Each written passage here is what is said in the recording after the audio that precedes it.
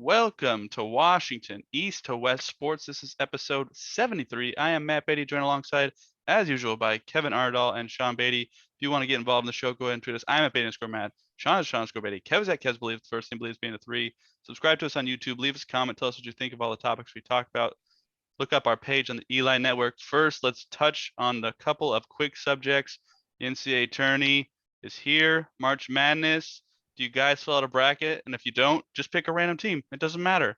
I picked Gonzaga because, well, maybe a little bit of a homer pick, but also I don't see any other teams that are really going to compete with them outside of maybe Arizona. I have Arizona and Gonzaga in the finals, with Gonzaga winning maybe its first national championship. Sean? Pac-12's going to let you down again. They were dominant in last year's tournament. Good luck. Sean, who you got? I got Gonzaga. Okay. Kevin, who you got? Sure, we'll make it Gonzaga.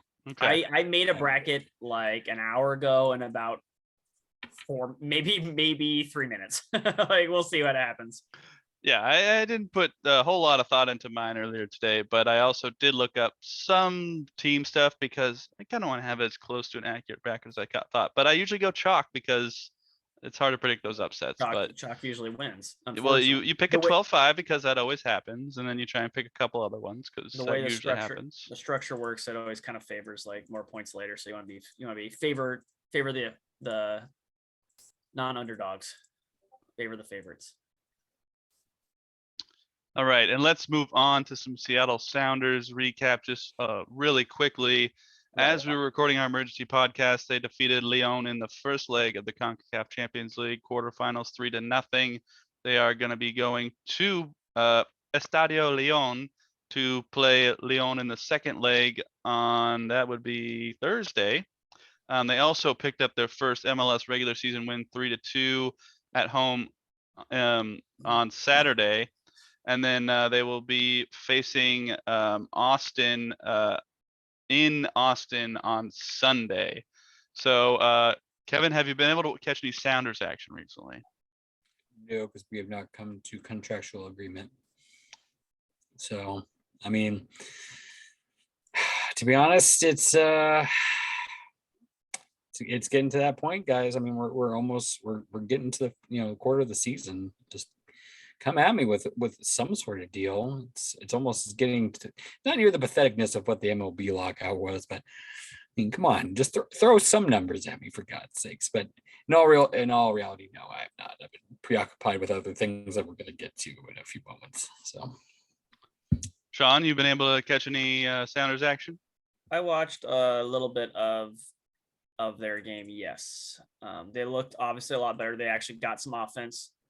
Jordan Morrison looks healthier, which is good and helps them. Although it does make me a little nervous that it has to be him getting healthy to make them make a run at it. And their defense was quite sloppy, but picking up the W is really the only thing that matters. So I guess if you want to have one night where your defense that's usually been solid plays like crap, at least you get 3 of your own, and it doesn't look too bad at the end of the day.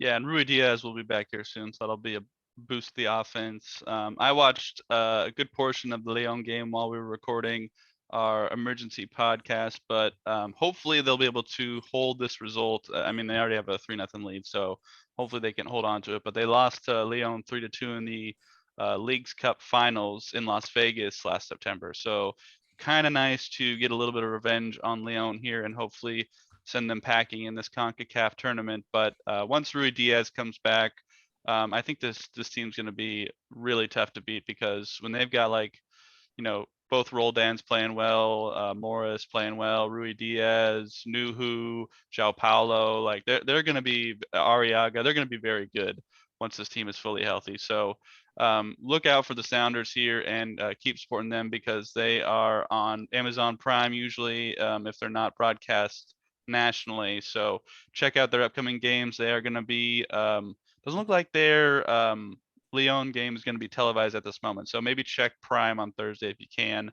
But on Sunday against Austin, they are going to be on FS1, so feel free to check them out when they play then. Let's move on to some hockey really quick. The Seattle Kraken have had 3 games since we last convened, and the results are about what you would expect for the Kraken at this point in the season. They lost 6-4 to Toronto on the road. They lost 4-3 in overtime to Ottawa, and then they wrapped up their road trip with a 4-3 shootout win against the Montreal Canadiens last Saturday without Carey Price. Carey, please come back soon whenever you're ready. We miss you. And they will be back in action on Wednesday against the Tampa Bay Lightning, and then they are going to be hosting the Detroit Red Wings on Saturday before hitting the road once again. So, Sean, what have you thought of the Kraken recently, and who's on the trading block right now? Well, I didn't know that last question was coming, but it's basically everybody we talked about last time. Anybody over the age of 30, really, but captain's kind of got to go. Got a lot of value for the name recognition of nothing else, and that experience of being in some high profile playoff series does have merit. And honestly, it has more merit in hockey than a lot of other sports. Like there's a lot of like when the Seahawks made their run, they didn't have anybody in the Super Bowl experience or things like that. But hockey, is the saying goes, playoff hockey is very different than regular season hockey. So having someone who's been through the grind of playoff hockey and seen it and done it is really valuable for some of these teams that have players that haven't been there as much. Like I'm thinking like a young Vancouver team, if they want to make a push, or they're a little bit out, but still, it was just the first team that I saw here. But like a younger team that maybe needs some more veterans, it's not a bad idea to go after somebody like that if they're lacking that experience on their side. So, but yeah, I mean, they've gone to OT a couple times. I mean, they played Toronto. Toronto's just really good. My Stanley Cup pick. Chicken out last minute from Tampa Bay and moved to Toronto. Remember that, but stuck with Toronto. They're looking pretty good. And then took Ottawa to OT and Montreal, won in a shootout. Those are not good teams, but at least you're getting points. You got 3 points from those 2 games. Would like to get 4, but still, it is what it is. Kind of where you're at, but. Yeah, trade some vets at the line and get picks and acquire more picks and free up some more money and spend that money. Yeah, I would agree with what you said, Sean, because I've been hearing kind of rumors, on news articles and as well as the social medias, that most of the guys over 30, and there's not many on the Kraken, that are possibly on the trade block. We talked about the captain, Mark Giordano. He's 38, so he is a likely candidate for a team that's looking for a little boost to get across the finish line and maybe win a cup. Then you've got Jordan Eberle, who's 31, not old by any means, but just a little bit older on this team. So he'll probably be a sought after asset for a team looking to make a push. Brandon Tannev is 30, but he's hurt out for the year. He's not going to go anywhere. And then you've got Riley Sheahan, who might not be very sought after, but could garner a few picks or two, as well as Marcus Johansson, Kalle Järnkrok, and Yanni Gourde, all are 30 or older. I think they'll probably keep Gourde just because he is a solid piece that you can kind of work with as a second line forward or something like that. So I would be shocked if Yanni Gourde left. Järnkrok and Johansson would not be a surprise at all. I think they're probably likely to get dealt, honestly. Both have value out there for a team looking to make a playoff push. So, teams like a Toronto or a Calgary, looking to make a true push for the Stanley Cup. They think their window's now. They'll probably trade for one of these guys to boost maybe their third line or something like that. So I could absolutely see a scenario where both are gone by the end of the trade deadline, which is next Monday. Philip Grubauer is 30, but he just signed a 5-year deal, so I would be very shocked if he went anywhere. Yeah, there's a lot of, I don't want to say a lot, but there are a couple higher profile goalies available, and Grubauer's not really, with that contract, is not really on anyone's radar right now. Like with the Flower Fleury being available, I think he's like the big one. But there's a couple other guys that are really available. But I stressing it enough. Like for an example, I was thinking of while you were talking, Matthew. It's like preseason football to regular season football, like week 4 regular season football. It really is a different game. Matthew, you can attest this too. The game that you're seeing now for the new hockey fans, it's nice. It's got some flow to it, but the game in the playoffs gets more physical, but at the same time, way less fights. because you want to come off the ice. Like no fights. Like, yeah, so probably like not. it's very rare, but it is chippy. But like in hockey in the regular season, when you see something chippy, a fight's gonna happen. It does not happen in the playoffs. So it just becomes really physical, chippy. But then like at a certain point, it stops. Everything stops. So it's a really just it amps up physically in the playoffs, and those guys who can score goals and create goals really become valuable on their own because you have to create space. That's why Sharks guy, like what the Kraken should go after, is Tomas Hertl. He's a big body and could create his own goals. He's huge. He's a playoff player because it's chippy, but he's not going to get pushed off the puck by a different guy. He's big. He can push back and create his own opportunities, and that's why players like that get amped up in the playoffs. They become more valuable. And fights really only occur in the playoffs when there's a frustrated team on the end of a bad loss, like a 6-2 loss. You get into the crease, someone pushed you, and things go down. Even then, you try to avoid suspensions at all costs. Yeah, absolutely. So fights are very rare come playoff time, and generally you're going to see some pretty decent flow, but you're also going to see a lot more grinding, a lot more, just throw the puck at the net, hope a guy in front deflects it type deal, because in the playoffs it is pucks to the net. Let's put it on goal and see if the goalie can stop. They're all 7-game series, so they try opponents, if they're big, they know they're bigger and more physical, they will try to grind their opponent down. Like, look, you might win game 1, but we're going to beat you up, and in another day you have to play us again, and they're just going to grind you down. They will grind you down until game 6 you just can't do it anymore, and then series is over. Yep. Kevin, anything you want to add? Just do something, so to speak. I mean, like, you just really can't run the same team back next year. You got to go try to get additional things to help craft this team to something more successful next year, pretty much. So like, if you can't, like, you need to be on the phone trying to get some of these players out of here to get something in return, because you just can't run it back. So. Yeah. All right. Well, let us know what you think of the Seattle Kraken, Seattle Sounders, and the NCAA Tourney. Go ahead and tweet us. I'm at Matt. Sean's at Sean Scobetti. Kev's at Kev's Believe. First team believes being a 3. Let's get into some of the meat and potatoes of some things that have been happening in sports that aren't even playing. So let's first talk about the Seattle Seahawks, and they have had a busy day in the free agent market. So I will start with I'll start with the players, and then I'll go down my links here. Just kind of read off those deals. So they re-signed Quandre Diggs. It is a 3-year, $40 million deal. I'm not sure what the guarantee is. It's not in this tweet by Ian Rappaport. Al Woods is back, and I have a Sports Trust Advisors tweet, so I don't have any value on this one, but I thought it was in the realm of like 9 million or something like that, if I remember correctly, in a different tweet, but you guys will probably be able to bring that up. Brady Henderson tweeted that they re-signed Sidney Jones, cornerback. Mike Garofalo reports it's a 1-year, $3.6 million deal. And so that's Sidney Jones coming back after being acquired from the Jacksonville Jaguars. And then probably the most shocking move, at least reaction on Twitter, was the Seahawks re-signing Will Dissly to a 3-year, $24 million deal, which I believe $15 million is guaranteed, if I'm not mistaken. And you could tell by the look on Kevin's face that slightly confused on that one. So let's just, kind of give our thoughts on this. Kevin, you react. I'm gonna start with you. All right, let me go down the list here. Quandre Diggs.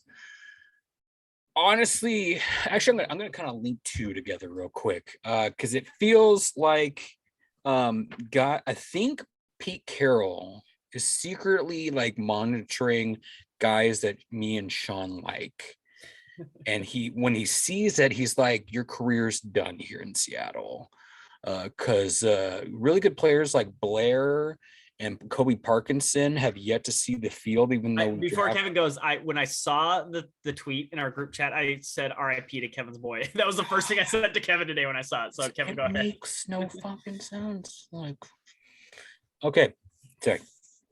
Diggs. He's played good, not as good as what a lot of 12s out there put. Let's put it like that. Do I want to pay him $13 million a year? No. Especially when we drafted, like I said, we've traded and signed 2 safeties, and like we drafted a second round pick, Blair, and just did nothing with him. It's like, what are we doing there? Like, I hope they better ball out next year, because like we've put the money toward them to where they've got to play good. Like, yeah, it's kind of frustrating just to see. Like, I actually sent an apology tweet to Blair. I was like, I'm sorry that Pete Carroll's an idiot. You deserve to start. And it's true. Like, I don't know what he did. Like, if he just like said Pete Carroll looks old or something, and then Pete heard it and was like, well, you're dead. I personally think it was the hit in the preseason, and I was telling Sean this. Like, after that, like, it seemed like they never played him again. That big hit he did in the preseason, everybody was like, oh shit. And I was excited too, because I was like, okay, he's going for a little bit of bam bam over here. And then Pete's like, no, only Cam Chancellor can do that. Sit your ass down. You're never playing again. Like, I don't get it. And then even Cam Chancellor spent time with him in the offseason to like refine him and stuff. And like, Pete knows this, and he's just like, nah, I'm not going to give you a shot. So yeah, it's kind of weird. Let's see. Moving on. City Jones. Why? Where are we giving $3 million to a backup corner? Trey Brown should start over him because he played better. I mean, Sidney Jones was serviceable as a backup 4th corner, pretty much. It's Pete not knowing. It's just proving our point that Pete doesn't know how to properly pay or evaluate talent, pretty much. Instead of him going out and studying what's on the free agent market, he just gets things that he's familiar with. He doesn't study anything outside of his realm, really, unless there's something like local, like Sidney Jones was local. So it's like, it feels like, in my opinion. What else do we have?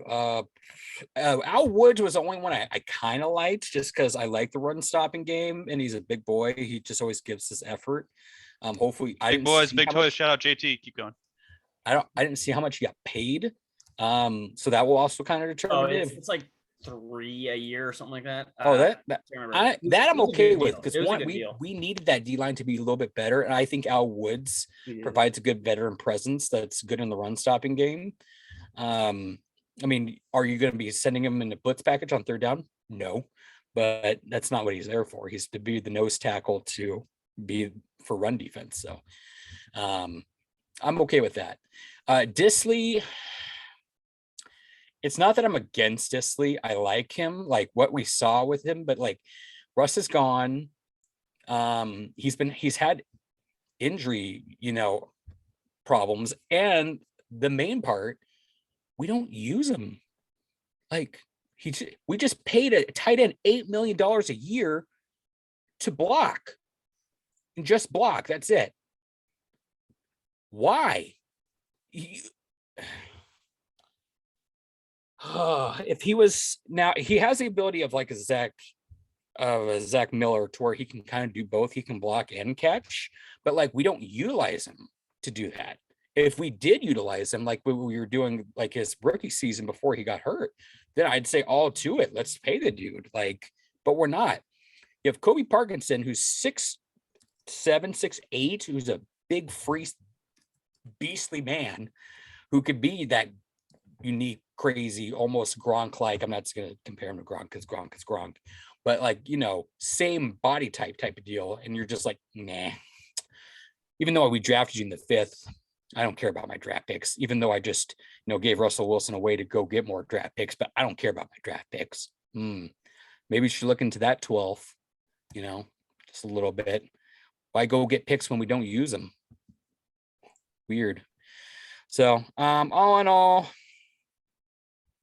go Al Woods. Yeah, I'll go ahead and go, Sean. I actually like the Quandre Diggs resigning. I think that's good to solidify that spot. I think it's also because Blair has not been particularly healthy throughout his time in Seattle. That's also a reassurance signing. Games? Huh? Missed 4 games? Oh no, what? No, he was out for half. Yeah, he was out a full year, right? Last year.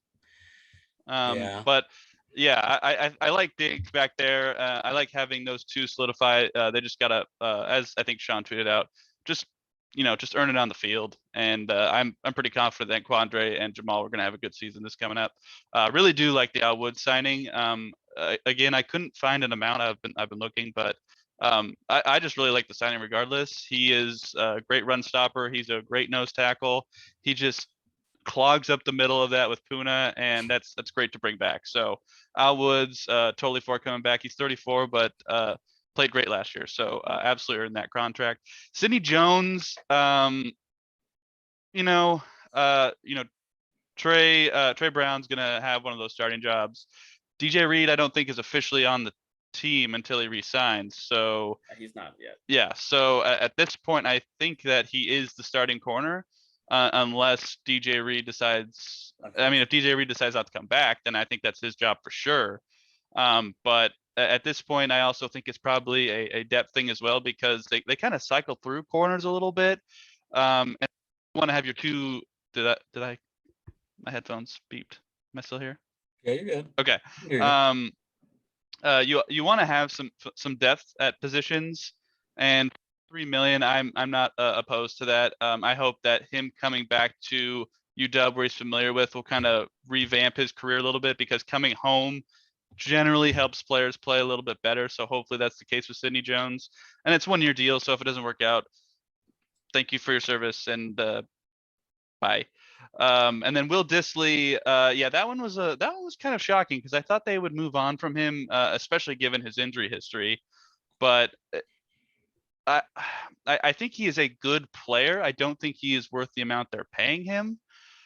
But Gerald Everett is gone. They have Noah Fant. They have Colby Parkinson. So I imagine those are the three tight ends they're going to roll with. If they get a fourth, then I'd be like, what's happening here? But Will Dissly is a solid player. It's just a matter of, will they utilize him more? I could see them. I actually think they'll probably put Noah Fant in the Gerald Everett role, like kind of put him in the slot or something like that. And then I think Will Dissly will. I think he has lined up in the slot in this past year and a couple of years before, but I think they're mainly going to use him as a run blocker. I think they're going to try and use Fant more for his pass catching abilities. And then they're going to have Colby Parkinson and Will Dissly be there as the two guys on the end of a single back double tight end formation. So I think that it's a little much, but I don't make the decision. So Sean, what do you think? Okay, I'll start. I was looking up a number here. Okay, I'll start it. Quandre Diggs. He didn't get the most money, so he didn't break a bank. So I'm happy he didn't compete with Jamal Adams for highest paid safety. However, I believe I saw a stat that we have the highest paid and the 8th highest paid safeties in the league. And to my point, what I said, they averaged the last year, where I said they played good. Let me see, the 41st ranked safety between the two of them. That's not good. They both have to take huge step forwards to earn that money, like massive step forwards. Not saying they can't, not saying they won't. Maybe a new defense will unlock the players. We've seen Jamal Adams be the second best safety in the league before in a different system, but he has to get back to that. If you're going to be paid the highest paid safety, you have to get back to that. And Diggs, you got to play better than you've ever played before, because now you're making real money. You're making $14 or whatever $million a year. You're top 10 safeties now. Like, you better start playing like it, because there's no guy on the other side of the field that's going to bail this team out. Like, you have to bail this team out. Yep. There's no Bobby Wagner in the middle of the field to bail this team out. You are the guys now. You better step up. Right now, I don't have faith that that's going to happen. Did they have the talent and capability of doing it? Yes, but I would not bet that it will happen. But he didn't get the most money, so I guess it's what it is. We have money to spend now, so might as well spend it. Al Woods, love it. I can't find where it came out to. I thought I retweeted it. Yeah, I thought I saw 8 million, like you said, but I thought it was 1 year. I wasn't. No, it's 2 years, and I think it's a little bit less than 8 million. So I think it's like 3.65 is what I thought I saw per year. And very good player last year, underrated. He's like 35, I think. So, but like 34. 34. Yeah, totally. Get the fine. tail out of the camera shot. Thank you. Keep going. He's a defensive tackle. His aging is not, he's still big. Just be big. Like, that's his job, and you can be big for a while. Obviously, you're going to lose a step, and it's going to be harder and stuff like that. But again, his job is to do one thing, and it's be in the way. So you can do that. It's not a speed game. Sidney Jones, it is more money right now. And again, we're talking about the money. He's not going to make 3.6. A lot of this is incentives. A lot of this, I want to know how much against the cap this is. And we don't know that information yet since these deals just came out today. How much does Sidney Jones cost against the cap is what I want to know. Right now, even looking at that, that's still probably too much. I'm going to be honest. But like Matthew said, he's a starter right now. He didn't totally suck last year, I guess, which is like a nice bar for the Seahawks to be at. Like, he didn't really completely suck. So here you go. I don't see I don't think it's been loaded yet. Yeah, he's not on here yet. So I don't know how much against the cap he actually hits, because that's the number we have to be aware of for, like, we have 40 million dead money. I just realized, holy crap. But that's actually a number that holds us back. And then Will Dissly, that was really shocking. As much as like, he hasn't done anything since his rookie year, basically, like when he got hurt, that major injury.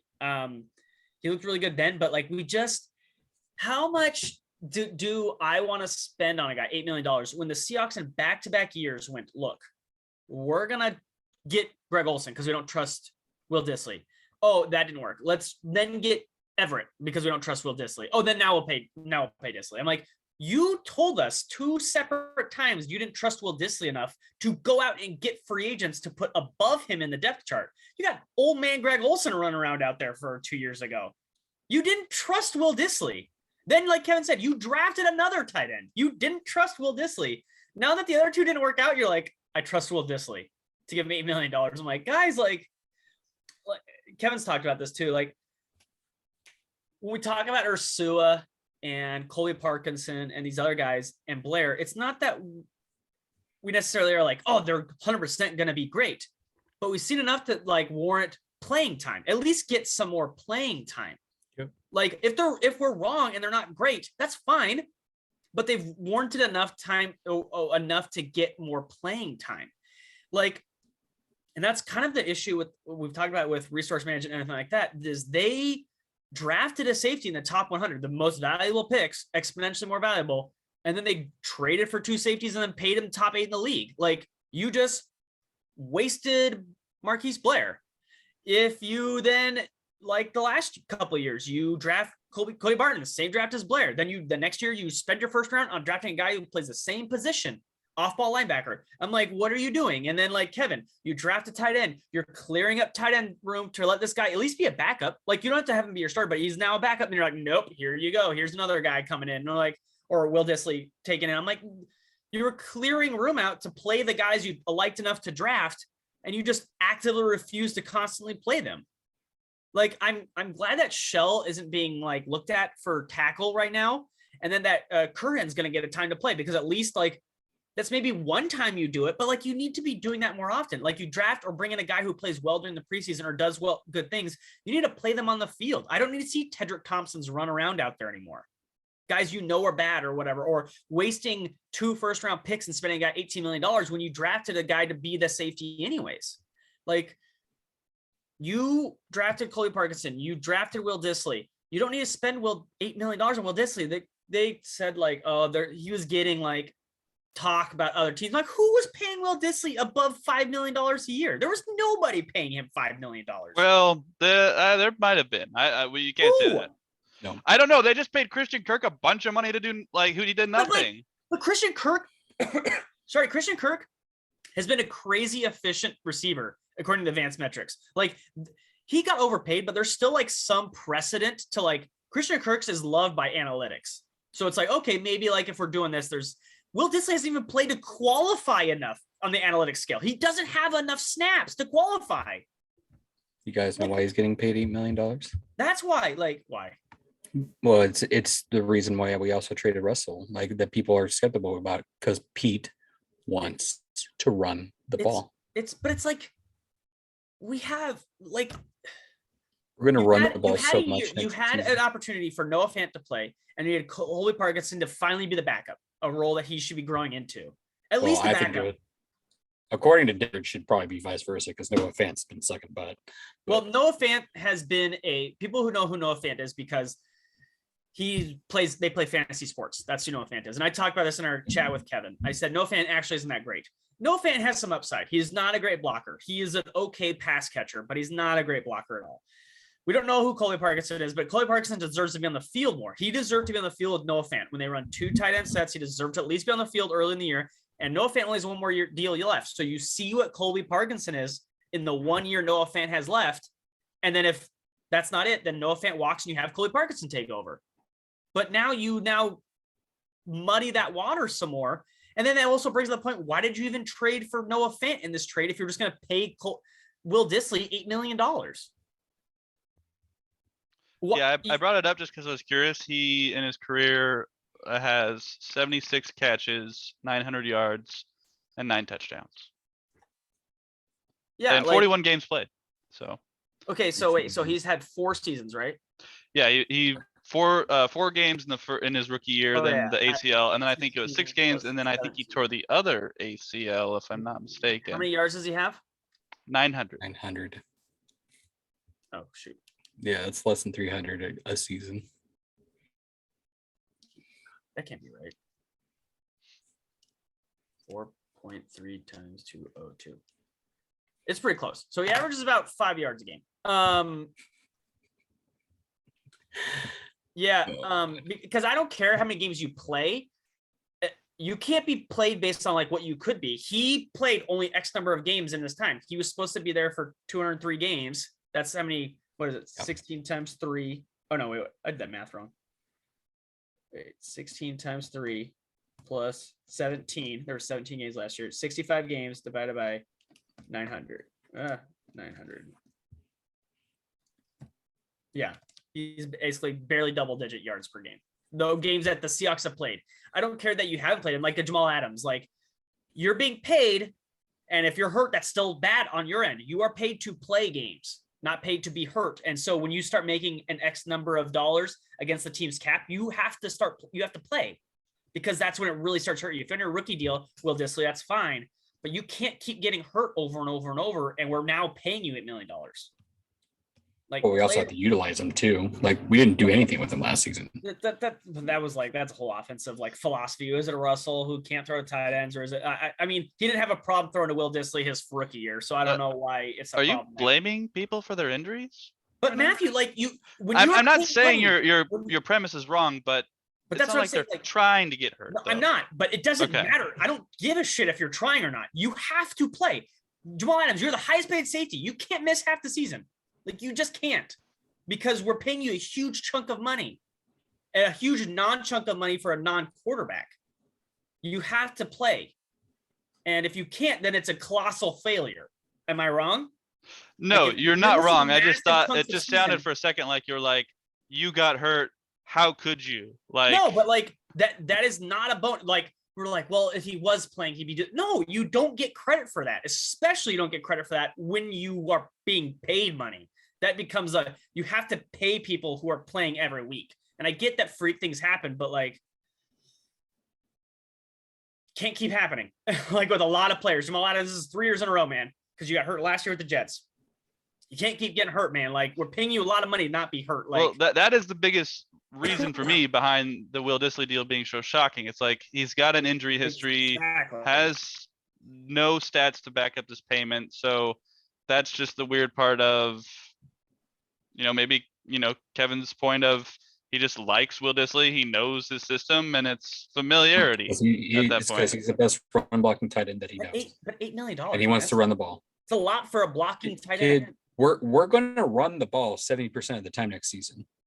I mean, I'm being kind there. You can get shitty tight ends who just run block. Like, that's not a thing. You pay the guys who catch passes. But we know Pete, though. He doesn't want to look outside the talent. Like, he doesn't look outside the state of Washington or his old program at USC. Like, that's all he does. Other than having John scout a little bit for draft in Texas. I don't think there's any way he finishes this deal with Seattle. 2024, he's got over $10 million cap hit. But when Unless have we he- gotten like free agents Unless he that crushes he's it not been with familiar with before? Yeah, it's just, but I mean, we saved $7 million if we cut him that year. It's just like, man, that's a lot of money. Although not paying a quarterback frees up a lot of money. True. But you have to be smart with the money you're spending. Just because you have the money, you have to spend it wisely. All So, right. yeah. Well, let us know what you think of the Seahawks free agent deal so far. Go on Twitter, Simon Fair, Matt. Sean's at Sean Scorbett. Kev's at Kev's the first team believes me at 3. We might come back to the Seahawks, but I want to get into some sports that's going to be happening here in 3 weeks, and that is the Seattle Mariners. That's right, everybody. The lockout is over. Everybody celebrate. Pump your hands in the air. Mariners season is happening. No worries. Hallelujah. Thank you, Jesus. Whatever God you pray to, thank you. Because the Mariners and the Major League Baseball season is back. They came to a deal. I don't have information about that deal. The one thing that was striking to me about it was that the National League is going to have a designated hitter now, which God. huge fan. Pitchers hitting is, Dumb. they don't do that. Pitchers don't hit. So big fan of that. If you want offense, that was the move to make. So I'm fully a fan of that. Is there anything else in the deal that you guys wanted to make note of? No, not this year's. No. Okay. No. Well, let's move on to some moves. That's right. I was promised moves. Everybody's talking about Chris Bryant and Trevor Story, but that has not happened yet. But what has happened is the Mariners have acquired, and thank you, Ryan Divish, for this tweet with the pronunciation guide of Eugenio Suarez and Jesse close. Winker from the Cincinnati Reds in exchange for right-handed pitcher Justin Dunn, outfielder Jake Fraley, and left-handed pitcher Brandon Williamson. So that is I think the only move they've made so far, except for a signing, if I'm not mistaken. Well, they made moves before the lockout, but yeah. Yeah. So let's just start with reaction from this deal, because I had to Google Jesse Winker and Suarez. You did not know. You did not play fantasy baseball. Nope, I do not. Clear. So Sean, tell me who this is and why I should be excited for this. So we should have JT on here. JT loves Jesse Winker. Like, he loves him. Like, and he always does. He's that guy in fantasy that I always ignore, or like not ignore, but like forget he exists. And then he always just ends up putting up really monster numbers. Jesse Winker, he just doesn't play enough. He was an all-star last year. He mashes righties. And excuse me, Jeff Parsons actually tweeted out that the AOS is the most righty loaded division in baseball right now. So it's actually it makes total sense. It's, can he play every day? Can he be healthy? I mean, his WRC plus is 150. Again, that's an average is 100. So he's basically a player and a half. Like, he's a player and a half average hitter. Like, he's really good. And he didn't even play the full season. He only had 110 games. So he was the Mariners' second best hitter, and he only played 110 games in WAR last year. Yeah, he's really good. He walks 11% of the time, strikes out only 15% of the time, got power, hit 24 bombs, and again, 110 games. His slugging is really nice. Average, gets on base about a 400 clip. He's not a great defensive player, but you're going to stick him in left field. Like, that's fine. Like, you don't need him to do run around out there. Besides, you're going to call up Julio in a couple months anyways. You're going to stick Julio in center or right. Like, you're just going to leave Jesse Winker in left field. He is a much, much better left fielder than a Jake Fraley who went in this trade. You're going to like him. My gut reaction why I hated it for 2 reasons was the other 2 guys. Do you want me to talk about the other 2 guys? You want to go, you guys talk about Jesse Winker first? Good. I in fantasy had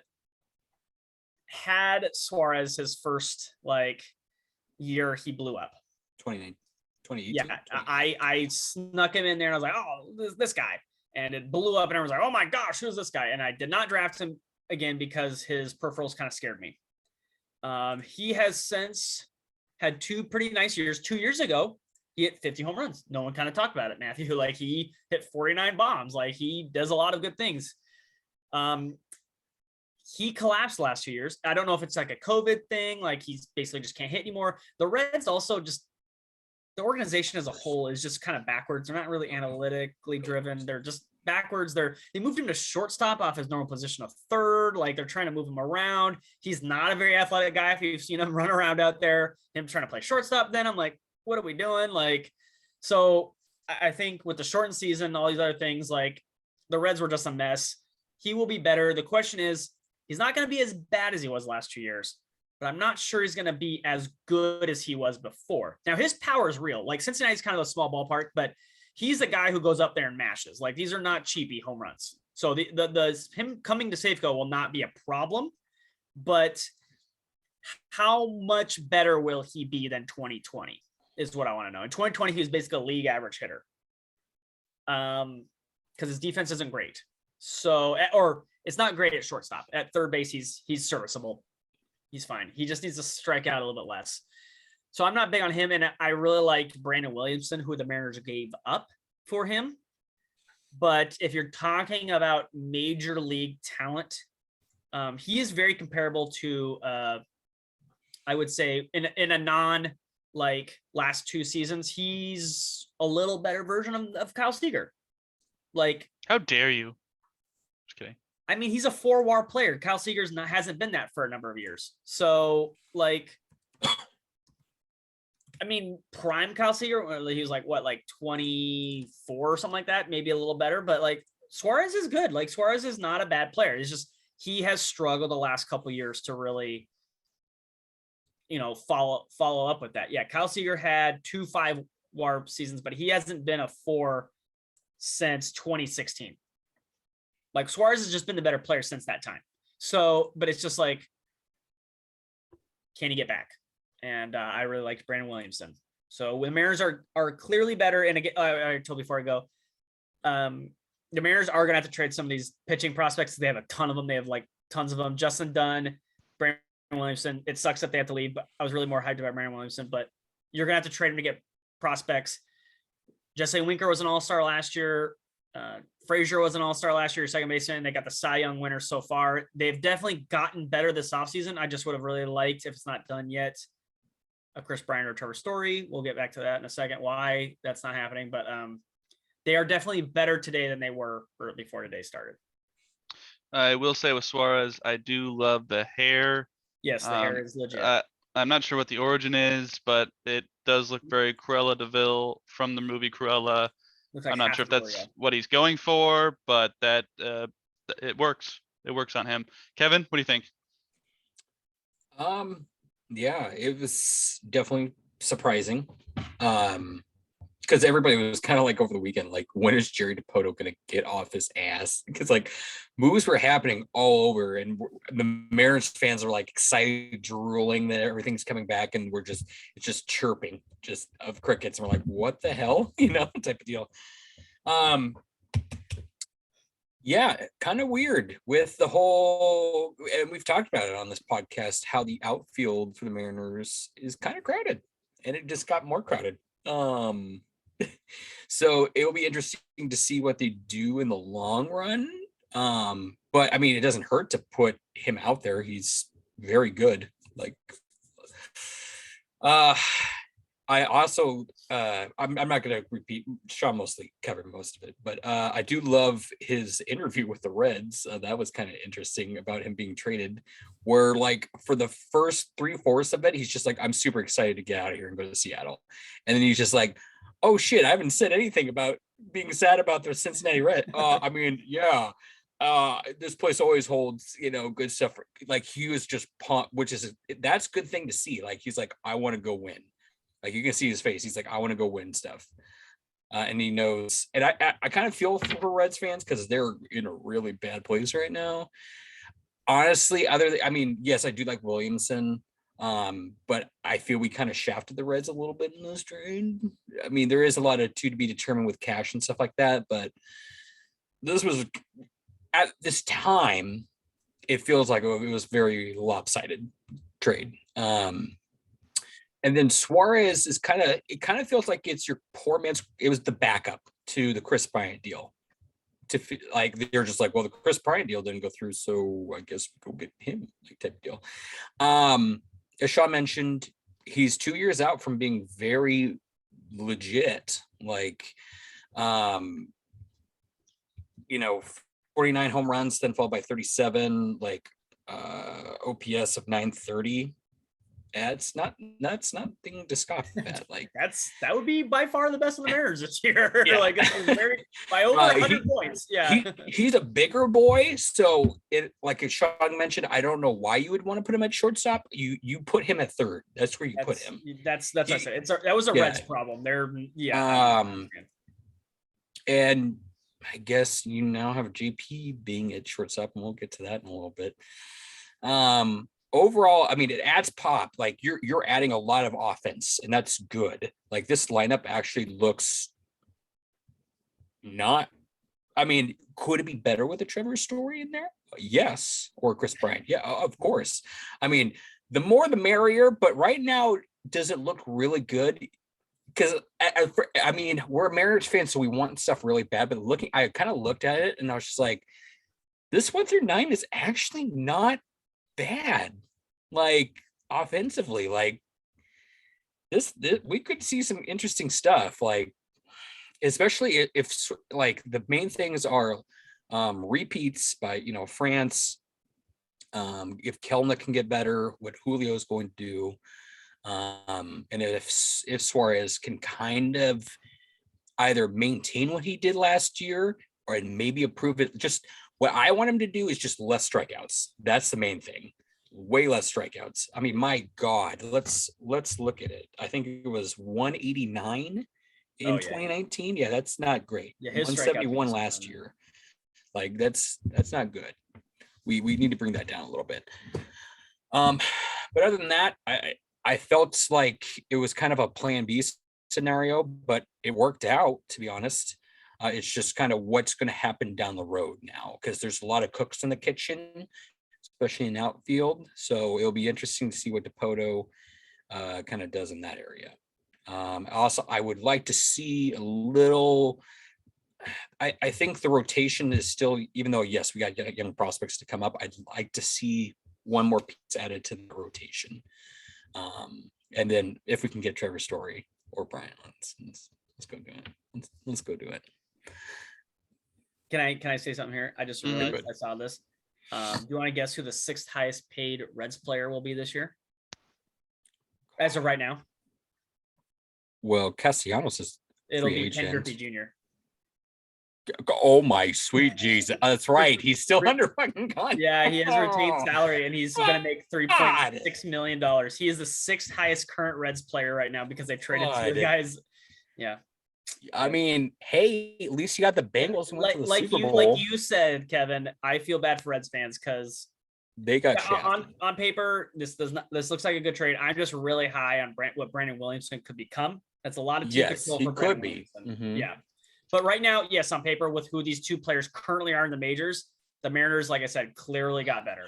Well, I'm not okay. Dunn could be a nice fit start for them. He was solid last year. Don't get me wrong. He just is hurt a lot. He gets hurt a lot, but if he stays healthy, he's a solid 4th, 5th starter. Like a guy that can get you like a 3 to 4 ERA, who's going to get you like 5 or 6 Ks an outing. I'd take that all day. I just got to see it. Until he does it, it's you can't bank on that yet. But yeah, you could see it. Yeah, you could convince me. Speaking of cooks in the kitchen, the Mariners announced a roster before they made these moves. So I made the appropriate corrections on here very quickly. So looking at pitchers and catchers, does anything stand out to you? I think I think catcher is a little bit crowded. I mean, I'll let you guys speak because you're more baseball guys than I am, but it seems like carrying 3 catchers is not a good idea. I think based on last year, I think they'll probably go Raleigh and Torrens, and then maybe keep Murphy in AAA to just as a, just in case. But it seems like there's the 3 catchers is unnecessary. So kind of curious to see what they do there. And then I see a lot of familiar names in the pitching department. So I do like that. And as you guys have talked about the moves they've made to bolster the starting rotation. So I'm liking what I'm seeing here. Sean, what do you think? I want to talk about the Reds here real quick. I was like, how are the Reds handling it? Kevin, here's your number 1 post. eat shit, Bob. Sell the fucking team, you worthless bum. Like that's the number one. That's how the Reds are taking the trade right now. And their picture is friendship with the Reds ended. Now Bengals are my best friends, and it's a guy high-fiving Joe Burrow. That's how the Reds are handling this trade right now. Honestly, it feels like a trade the Mariners would have done like 10 years ago. Yeah, it's not. The Reds fans are not handling it. So pitchers wise, Matthew, I really like this. Like Matt Brash obviously being the B up there, beast. Andrew Munoz, circle it. George Kirby being an invite. Levi Stout's another name. Well, Brandon Williamson wasn't named. Go. Rowenis Elias, Juan Then is has a lot of hype. JT loves Juan Then. We saw him pitch last year. Casey Sadler, Johan Ramirez. Again, I talked about the most efficient pitches, the best pitches, guys with the best stuff according to analytics, and they measured everything of what they do. 1, 2, and 8 are on the Mariners rotation. Johan Ramirez and Andres Munoz, number 1 and 2 in baseball and stuff. And they're in the Mariners rotation. Number 8 was Paul Sewald. So the Mariners are going to do one thing with the pitchers, and we'll talk about the other guys later, but they have arms, and they have more arms coming too. So I really like Joey Gerber has always been kind of a fan of mine. So I like the Joey Gerber. Ken Giles is now back. Ex-closer. The bullpen, Diego Castillo, again, awesome closer. Was the closer on a team, went to World Series just 2 years ago. This bullpen should be just filthy nasty. Yeah. So I am super pumped for this. Catchers, I want Cal Raleigh to get a run at catcher. We need to see what Cal Raleigh is. Switch hitting power catcher. I don't want to judge him based off last year too much because what I was going to say, I brought this up a couple weeks ago with Kevin being me looking back on it, looking at some numbers. When I said about Jared Kelenic, it's probably true that COVID we have to throw out a lot of numbers, historical numbers, because we've never really had a COVID year. So historical struggles that Jared Kelenic had to start, it's really not fair to judge that against normal seasons because COVID really screwed up, not even just 1 year, multiple years. So I need Cal Raleigh to get some playing time. We need to see who Cal Raleigh is, or if we need to make another run at catcher. But I like what I see on this side specifically. The other side, one of the positions, not so much, but we'll get to that. Pitchers are awesome. Kevin, what do you think? Mariners fans, you need to be excited. Looking at it though, I think what you do. So as Sean mentioned, this bullpen, everybody in the league should be fucking scared out of their goddamn mind. It was already filthy last year, but now you're adding more to it. Ken Giles coming back is with a full year of Castillo too. Not just a partial year. You're gonna throw Brash in there too. Yeah. Well, honestly, and one thing I could see happening right now, because I was like, well, you need to get with this bullpen being so filthy. I could see them giving Brash the opportunity to be the 5th. Yeah, that's going into it, because they really liked him at the end of last year. And the dude throws 102, boys and girls. He throws 102. Let that boy pitch. And honestly, because right now, it could change up, but even if he gives you 3 or 4, if he even gets you 4 innings, this bullpen is so filthy, it can clean up a lot of done not saying that we want errors done in the beginning, but you're going to get decent, strong stuff from Marco Gilbert and that's sexy Robbie Ray going in there. And then I'm going to guess Justice is your 4th, 5th. I'm guessing Justice and Brash might be going for 4th, 5th. No, because eventually I think Kirby will come up. Chris Flexen's your 4th. But unless they bring back, I would like them to kind of bring back that kid they got from the Pirates last year at the end, because and sign him. But Devin, you forgot your 4th. Yes. Yeah, Flexen's your 4th. It's only 5th is the only spot. Distracted by all this stuff on the field. Flexen might be 3rd. Flexen might be 3rd, and you might have Logan 5. But whatever the order is, your 5th is the only spot that's up for debate. Until I'd rather see Brash get an opportunity for the 5th then versus Sheffield. It's gonna be Sheffield did have a very good 2019. It's just he pants last year, so I don't know. It's gonna be can Brash hold off Kirby is what it's gonna come down to. Yeah, during the year. which is, I mean, it's a good thing to have. Yeah, I'm not saying this is horrible. I don't think the answer is yes. I think Kirby's coming. like I don't know, man. That 103 got.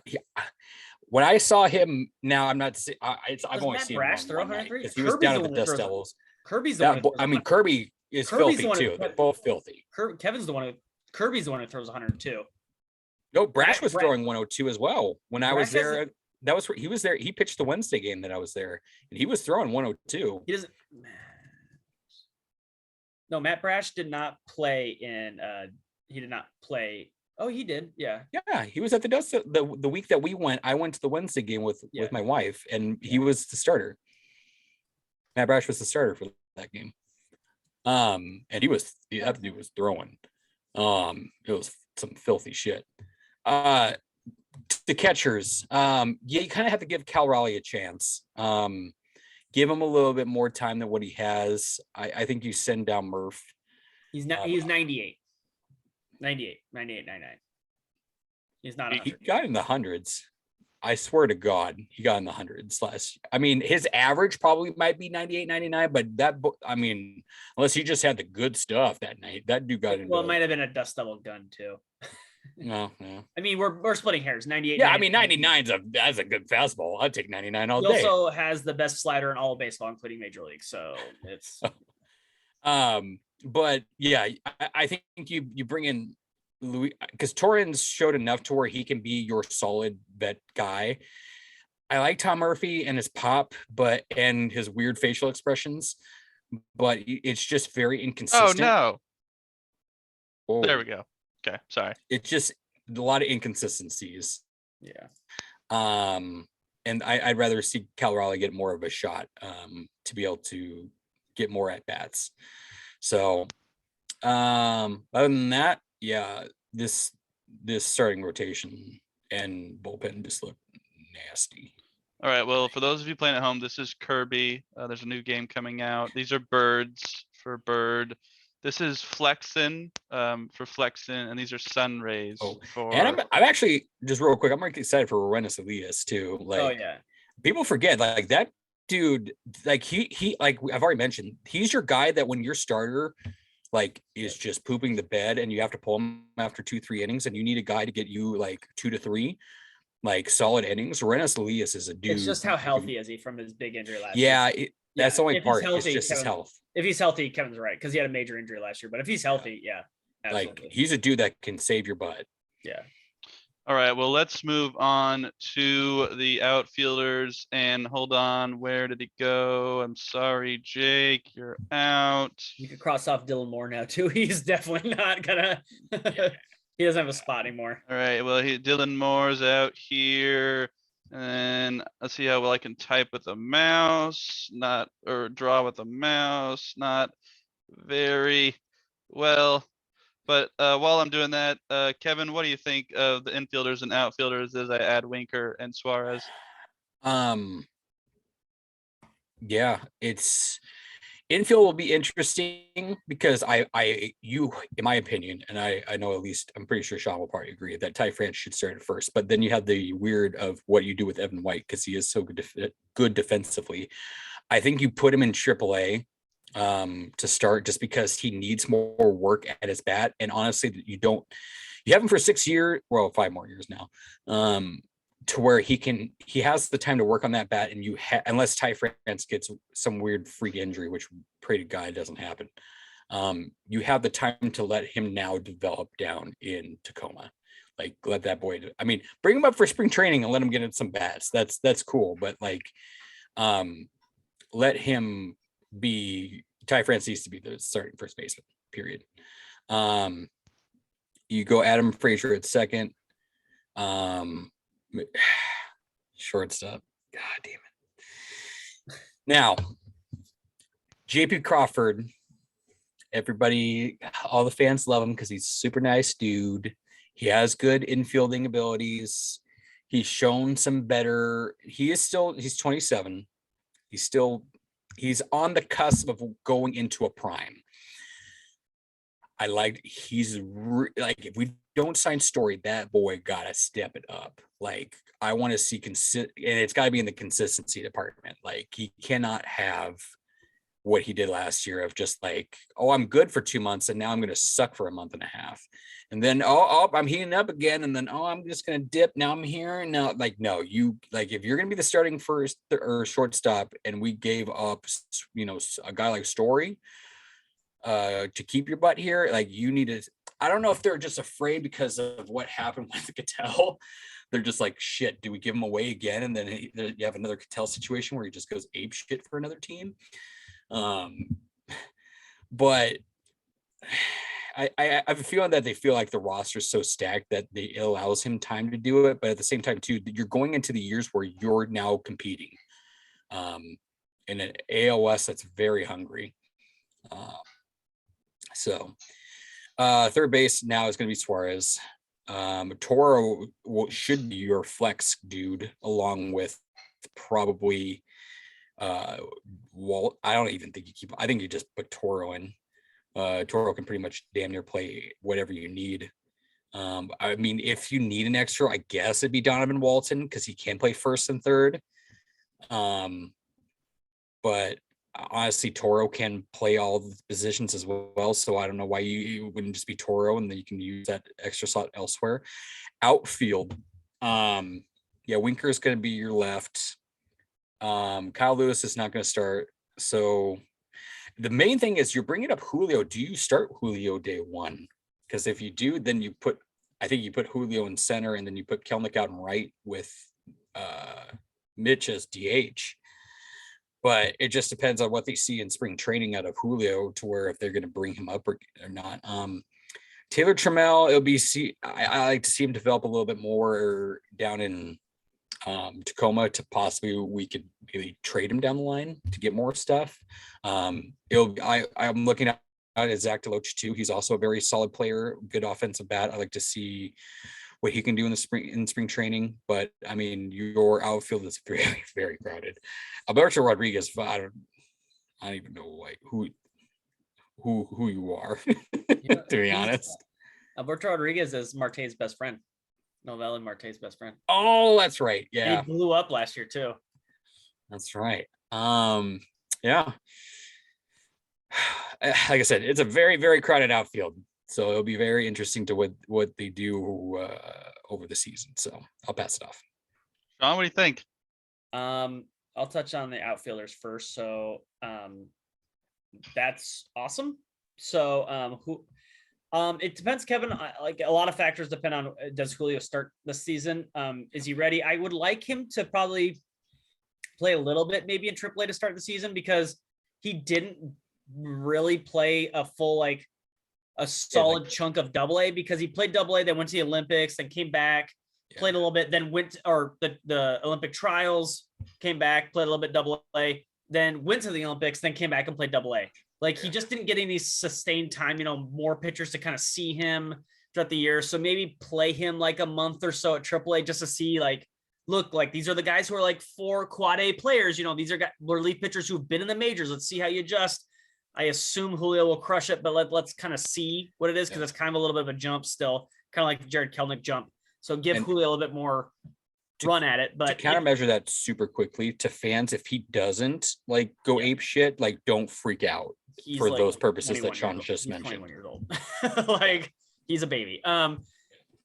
So but again, regardless of that, if he earns his playing time in spring training or in this training camp or whatever they're doing, if he earns it, then he earns it. He plays whatever the Mariners feel like it is. Because again, with the new rules, if Julio's called up in a month and they, that April that deadline, and he still finishes first or second in the Rookie of the Year voting, they lose that extra year that they would have gained. So if they expect Julio to be very good, then service time manipulating doesn't really matter anymore. So that is a new rule. So it'll be Jared to start in center, Mitch in right, and then now Jesse Winker in left.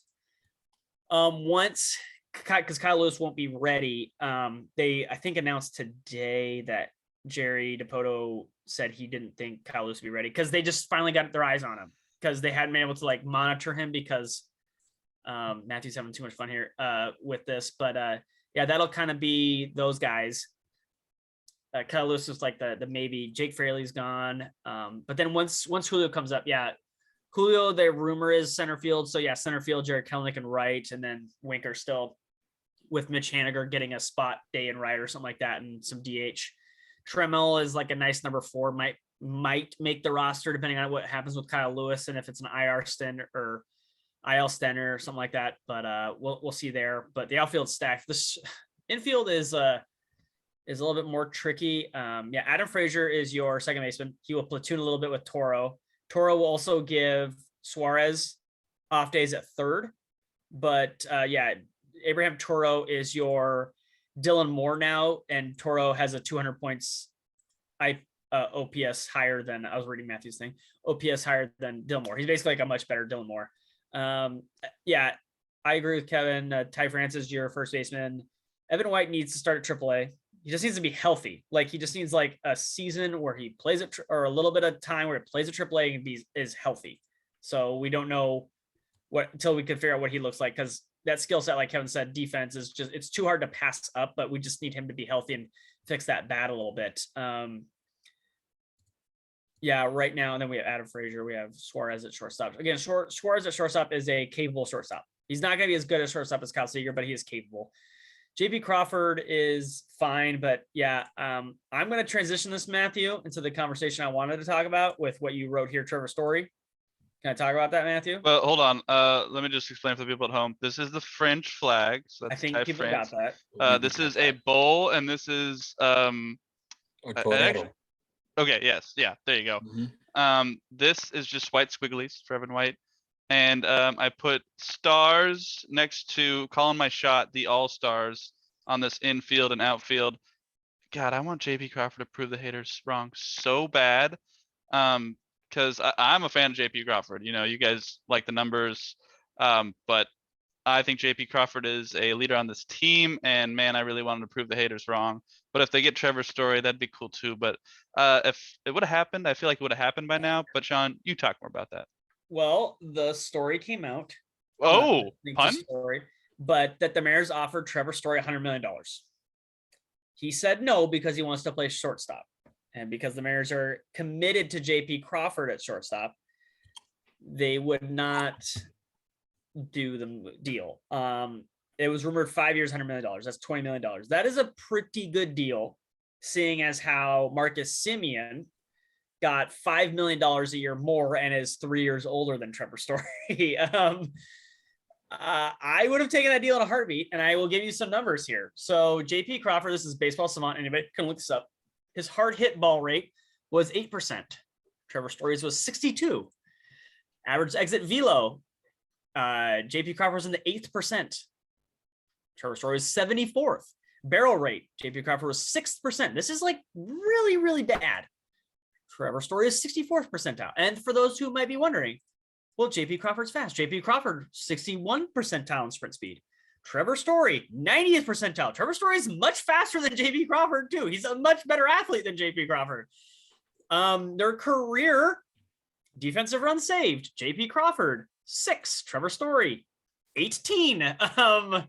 Last year, he was a worse defensive player, but every other year, he's been better than JP Crawford, has been defensively as well. He is a better hitter, he is faster, and he's a better defensive player than JP Crawford in every single way. I get Matthew. Everybody loves the vibes, and he's a leader. But he is literally better in every single facet of this game. He is only 2 years older than JP Crawford. Technically, I think he's less than 2 years older than JP Crawford by dates, how it works out. But that leader is not enough, Matthew, to warrant not playing a 2-time Silver Slugger and multiple-time All-Star $20 million a year to play shortstop. And if you put Trevor Story in at shortstop, this was before the deal, Matthew. I was willing to move JP Crawford around to get him in the lineup. But if you were to put Trevor Story in this lineup now with Suarez and all these other guys, you get Julio up in a month. Your 8 hitter is Jared Kelenic, Matthew. Like, your 8 hitter is like maybe Ty France and Eugenio Suarez. And Eugenio Suarez is your 8 hitter and he hit 49 home runs 2 years ago. Like, whatever you want to do, but that's if Trevor Story is your shortstop. But right now you have JP Crawford, who is fine, but like I told you, when his barrel rate is 6%, his hard hit is 8%, his slugging, he was in the 8th percentile. Trevor Story was in the 63rd percentile. He walks more than JP Crawford does. Like, he's better. He is unfortunately better. He's a lot better. Okay, what about this guy? What about this guy? I mean, I just don't know where he plays now. You can't really sign it. Like, you could put Suarez at shortstop, but would it be smart? So you could, but Matthew, you could DH Suarez, but then the problem becomes your outfield is crowded. Once you call up Julio, what do? With now you don't have. Then Kevin's right. You have to play Suarez at shortstop now, and we saw that did not work very well in Cincinnati. It's now pretty much the Trevor Story. Unfortunately, yeah. I think. And I'll say this: Chris Bryant's sprint speed was 11% faster than JP Crawford. JP Crawford's the slowest guy out of all three, and he's not in his 30s. So that kind of surprised me. I thought Chris Bryant was slower. No, not at all.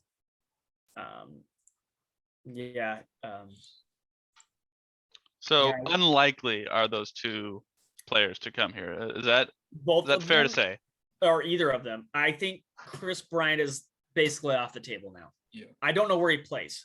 Trevor Story still, if for some reason we play shortstop, he has a possibility, but he's not because we're not moving JP Crawford.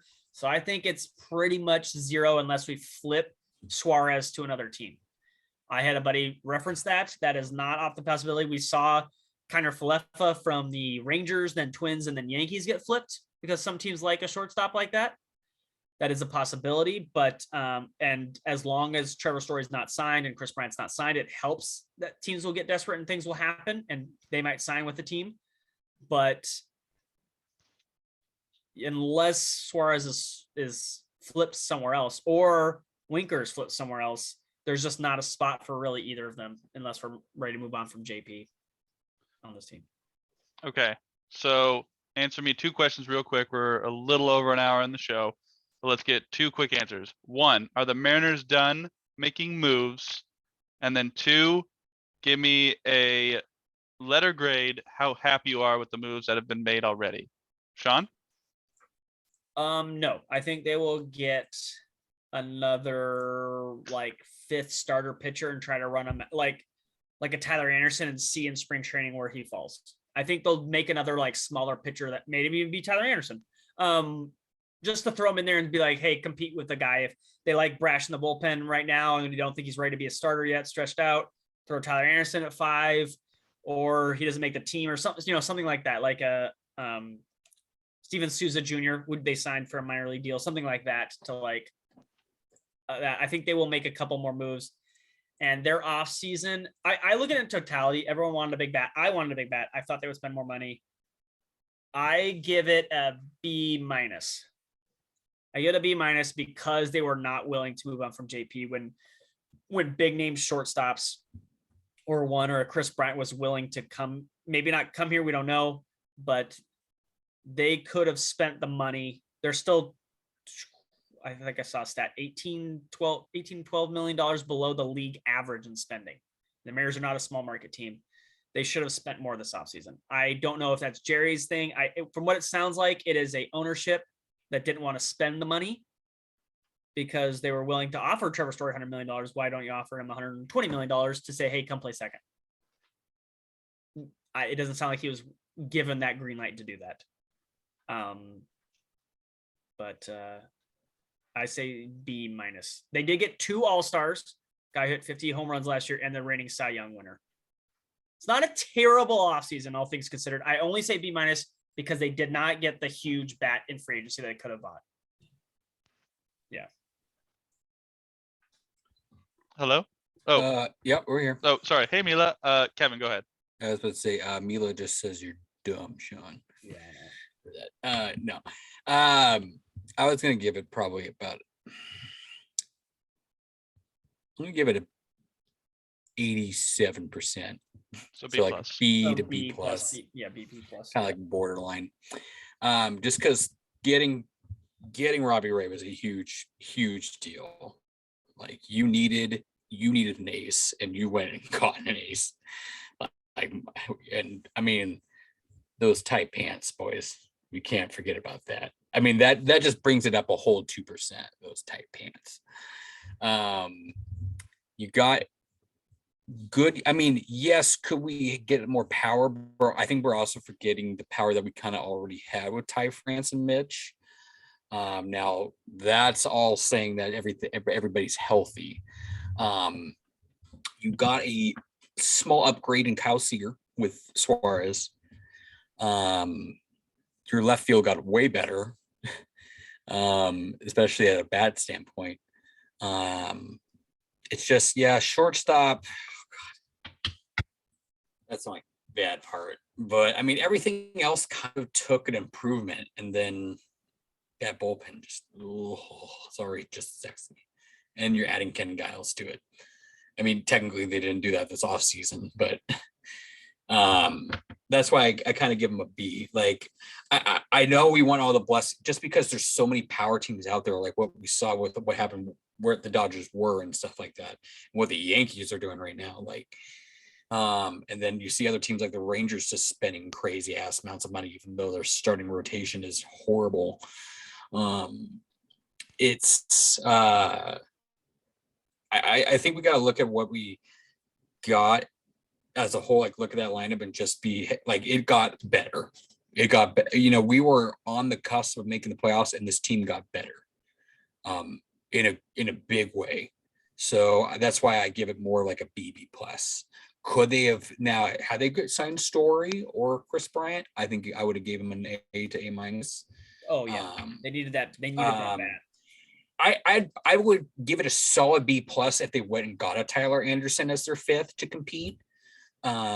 Just because I liked what we saw out of Tyler Anderson last year, or something similar to that lineup, just to give you some solid rotation. But at the same time, too, I don't want to go against what we've been saying on this podcast. You got to let your boys play. Like let Sheffield and Brash kind of duel it out for a fifth, type of deal, and then eventually have Kirby come in and just do his thing. But yeah. I don't think they're done. I don't think it's going to be anything major. I think they'll probably acquire a few other players. Nothing crazy that Jeff Passan's going to blow you out of the water on Twitter. But I think they'll make a couple more moves to improve the roster a little bit. Overall, I'm just going to land in the middle of you guys. I want to go with the B. Like Kevin said, this team is better than it was last year. That almost made the playoffs. So that is great to see. As Sean said, could they have spent more money? Of course. Nintendo Switch is doing very well, so get your checkbooks out. Come on, guys. But overall, you can't be upset with the moves that they've made. And since I don't think it's over, I think there's more to come. But this roster looks better than it did last year. And as Michael Scott said, I'm ready to get hurt again. I am ready to get hurt again. So hopefully that's not the case this year, but we shall see. But that is all the time we have left on Washington East to West Sports. Go ahead and tweet us. Tell us what you think of the Seattle Mariners camp roster, spring training roster. I'm at Bader Matt. Sean's at Sean Scribbity. Kev's at Kev's Believe the first team believes being a 3. Subscribe to us on YouTube. Let us know what you think of the Seahawks moves as well. Next week, I'm sure we're going to talk more about the Mariners, probably some spring training baseball. We'll probably get back into some more Seahawks topics because I believe free agency will be in full swing. Mm-hmm. And so hopefully the Kraken are a little bit nicer to talk about, as well as the Sounders. But until next time, are there more wheels than doors in the world? Let us know. Go ahead and tweet at us, okay? There's a huge debate going on right now. That screwed me up for the whole podcast. I was not on my game. I was thinking about it the whole time. Yeah.